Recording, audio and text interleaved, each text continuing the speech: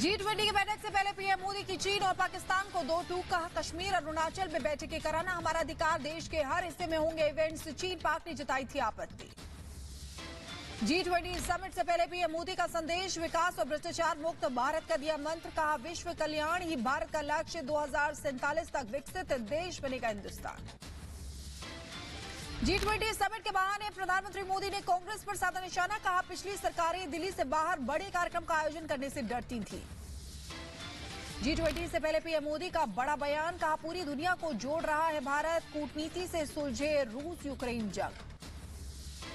केंद्रीय मंत्री मीनाक्षी लेखी ने G20 को लेकर दिल्ली सरकार पर साधा निशाना, कहा पिछले 9 साल में आम आदमी पार्टी की सरकार ने काम क्यों नहीं किया, एलजी ने 2 महीने में दिल्ली का कायाकल्प किया। G20 की तैयारियों पर बोली दिल्ली एमसीडी की मेयर शैली ओबरॉय, आम आदमी पार्टी क्रेडिट लेने की होड़ में नहीं है, हमने 1 महीने के अंदर पूरी दिल्ली का लगभग किया कायाकल्प। G20 समिट के लिए दिल्ली पूरी तरह तैयार है, उपराज्यपाल वीके सक्सेना ने G20 की तैयारियों का लिया जायजा, आईटीपीओ कन्वेंशन सेंटर में भारत मंडपम में तैयारी और साफ सफाई का जाना हाल। G20 की बैठक को लेकर किले में तब्दील हुई दिल्ली, जाफराबाद के वेलकम इलाके में पुलिस और आरएएफ के जवानों ने किया flag march. Tamil Nadu CM Stalin के बेटे उदयनिधि अपने सनातन विरोधी बयान पर कायम, उदयनिधि ने हिंदू धर्म को बताया बीमारी, कहा इसे खत्म करना होगा, बीजेपी भड़की। राजस्थान के डूंगरपुर में सनातन विरोधियों पर बरसे गृह मंत्री अमित शाह का, वोट के लिए सनातन का करते हैं विरोध, विरोधियों को जनता देगी जवाब। वोट बैंक की और तुष्टीकरण की राजनीति करने के लिए सनातन धर्म को समाप्त करने की बात की है। हमारी संस्कृति, हमारे इतिहास और सनातन धर्म का अपमान किया है। बीजेपी ने तमिलनाडु के सीएम स्टालिन के बेटे उदयनिधि पर एफआईआर की मांग की, कहा हेट स्पीच पर एफआईआर दर्ज करे प्रशासन, सुप्रीम कोर्ट के आदेश का हो रहा है पालन। जब आप किसी समुदाय, किसी संस्कृति के समूल नाश की बात करते हैं तो मैं कहना चाहूंगा unequivocally and technically it is the case of hate speech. Udhayanidhi के सनातन विरोध वाले बयान पर बीजेपी ने विपक्षी गठबंधन इंडिया को घेरा, केंद्रीय वित्त मंत्री निर्मला सीतारमण बोली विपक्षी गठबंधन में हिंदुओं का विरोध है। मध्य प्रदेश के मुख्यमंत्री शिवराज सिंह चौहान ने उदयनिधि के सनातन विरोध को लेकर डीएमके और कांग्रेस के गठबंधन पर साधा निशाना, कहा विपक्षी गठबंधन के मन में भारत और सनातन के लिए जहर कूट कूट कर भरा हुआ है। सनातन विरोध पर बोले बिहार बीजेपी के अध्यक्ष संजय जायसवाल, विपक्ष का गठबंधन भारत की बहुसंख्यक आबादी को सिर्फ नीचा दिखाने के लिए बना है, अगर राहुल गांधी स्टालिन भारत के बहुसंख्यक को मिटाने की सोचते हैं तो ये बहुत बड़ी भूल होगी। जो काम अलाउद्दीन खिलजी नहीं कर सका, जो काम औरंगजेब नहीं कर सका, अगर उदयनिधि, स्टालिन और राहुल गांधी यह समझते हैं कि हम सभी बहुसंख्यकों को वह समाप्त कर देंगे तो यह भूल है। उदयनिधि स्टालिन के सनातन विरोधी बयान पर जम्मू कश्मीर के पूर्व डीजीपी एसपी वैद्य ने कहा मुझे उनकी बुद्धि पर तरस आता है, सनातन के खिलाफ ये हेट स्पीच है, सनातन को मिटाने की सदियों से हुई कोशिश लेकिन कोई आज तक मिटा नहीं पाया। आरएसएस नेता इंद्रेश कुमार ने उदयनिधि के बयान की निंदा की है, कहा किसी दूसरे धर्म की निंदा अमानवीय है, राक्षसी है, दूसरे धर्मों की आलोचना करने वालों पर पार्टी सख्त कार्रवाई करे। यूपी के डिप्टी सीएम ब्रजेश पाठक उदयनिधि स्टालिन से माफी की मांग की है, इस बयान की जितनी निंदा की जाए उतनी कम है, लोगों को पूरे भारतवर्ष के लोगों से माफी मांगनी चाहिए।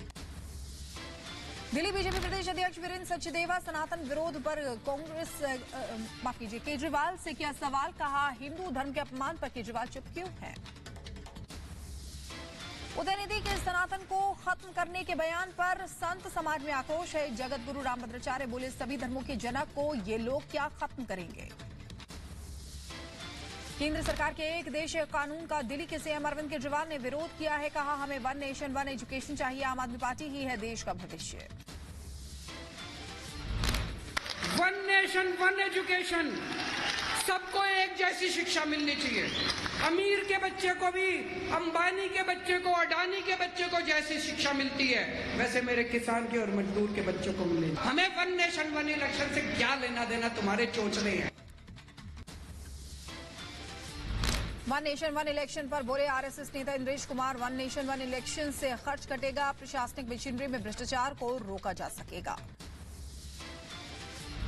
पार्टियां उनके खिलाफ और सख्त कार्रवाई करें और देश उनसे कहे कि आप ये जहर इस हिंदुस्तान में मत घोलिए। हरियाणा के सीएम मनोहर लाल खट्टर ने दिल्ली के सीएम अरविंद केजरीवाल पर किया पलटवार, कहा आपको मुफ्त खाने की आदत लगी हुई है, मुफ्त का खाया हुआ कब निकल जाए ये बात आम आदमी पार्टी के मंत्रियों से बेहतर कौन समझ सकता है। यूपी के संभल सांसद डॉक्टर शफीकुर रहमान बर्क ने यूसीसी को लेकर दिया बड़ा बयान, कहा यूसीसी जैसे मसलों से कोई फायदा नहीं होगा, यूसीसी लागू करने से मुल्क के हालात खराब होंगे। दिल्ली में कांग्रेस अध्यक्ष मल्लिकार्जुन खड़गे के आवास पर हुई बैठक में राहुल गांधी और केसी वेणुगोपाल शामिल हुए। बैठक पर बोले दिल्ली कांग्रेस अध्यक्ष अरविंदर सिंह लवली, कांग्रेस को मजबूत करने के लिए प्रभारी ने बुलाई थी मीटिंग, दिल्ली में कांग्रेस को मजबूत करने की कोशिश। बीजेपी ने यूपी के पूर्व डिप्टी सीएम दिनेश शर्मा को राज्यसभा उपचुनाव के लिए प्रत्याशी बनाया है। बीजेपी सांसद हरिद्वार दुबे के निधन के बाद खाली हुई सीट पर 15 सितंबर को वोट डाले जाएंगे। मैं समझता हूं कि मेरे लिए एक शुभ अवसर के तौर पर मैंने एक कार्यकर्ता के रूप में काम किया है, तो आज का मैं यही कहूंगा, मैं केंद्रीय नेतृत्व का, प्रदेश नेतृत्व का आभार। हरियाणा के डिप्टी सीएम दुष्यंत चौटाला ने कहा वन नेशन वन इलेक्शन एक अच्छा प्रयास है, सीट शेयरिंग के मतभेद तय करेंगे विपक्षी गठबंधन का भविष्य। राजस्थान में महिला से हैवानियत के खिलाफ धारियाबाद थाने में सांसद किरोड़ी लाल मीणा का धरना खत्म, मीणा बोले पीड़िता से मिलने नहीं दिया तो फिर दूंगा धरना। बाबा बागेश्वर धीरेन्द्र कृष्ण शास्त्री को धमकी, पुलिस ने अनस अंसारी नाम के शख्स को किया गिरफ्तार, अनस अंसारी पर सोशल मीडिया के जरिए धीरेन्द्र शास्त्री को जान से मारने की धमकी देने का आरोप।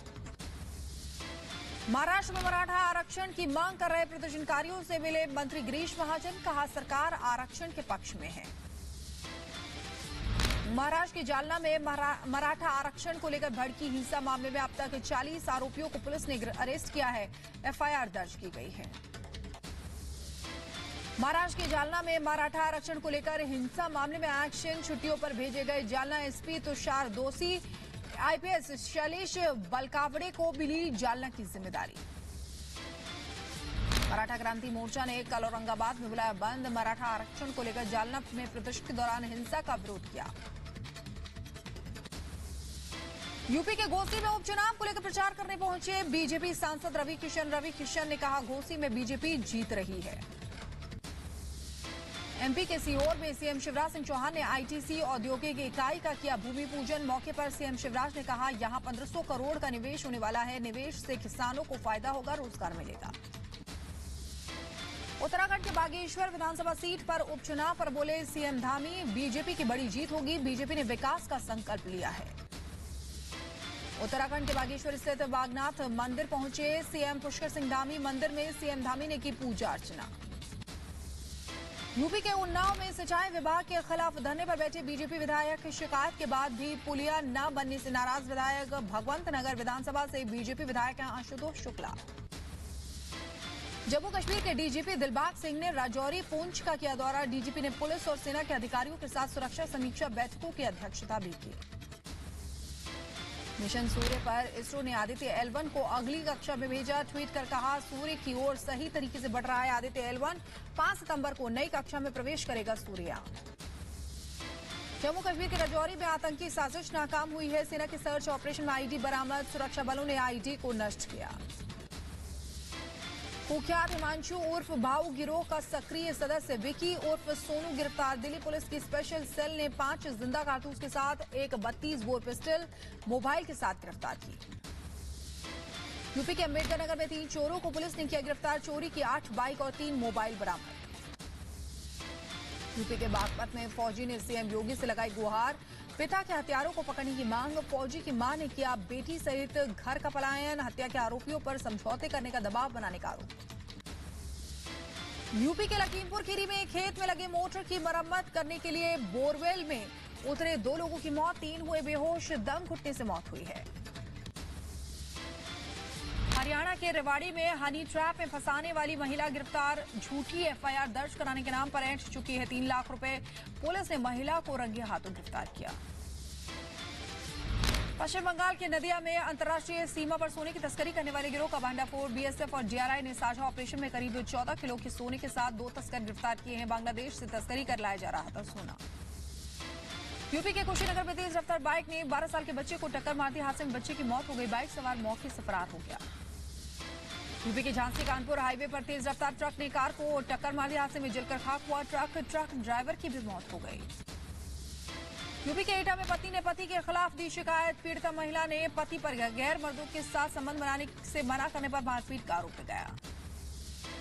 यूपी के शामली में नारकोटिक्स टीम और पुलिस की संयुक्त छापेमारी। 1 किलो ड्रग्स के साथ 4 आरोपी गिरफ्तार। बंदायूं से तस्करी कर ढाबों पर सप्लाई करते थे।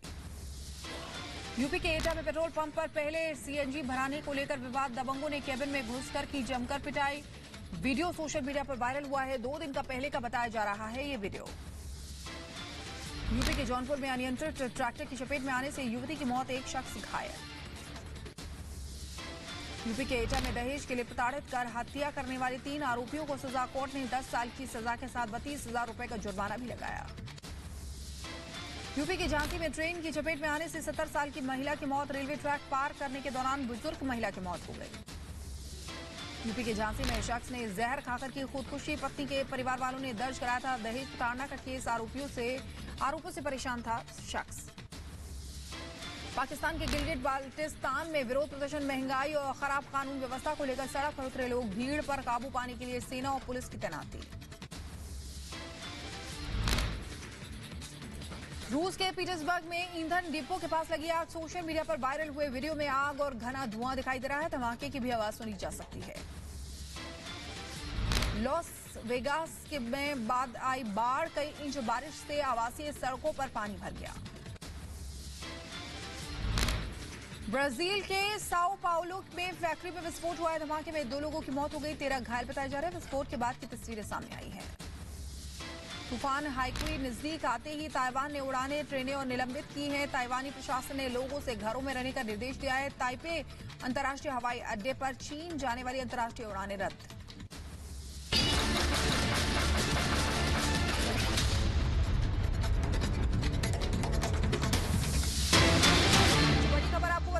नए मैप पर दुनिया में घिरा है चीन। बड़ी खबर आपको बता रहे हैं। भारत समेत 8 देशों ने चीन का विरोध किया है। रूस ने भी चीन के मैप को खारिज कर दिया है। Nepal, Taiwan, Malaysia, Philippines, Indonesia, Malaysia, Taiwan ने भी विरोध किया है। बड़ी खबर आपको बता रहे हैं। देखिए, नया मैप जो चीन की तरफ से दिखाया गया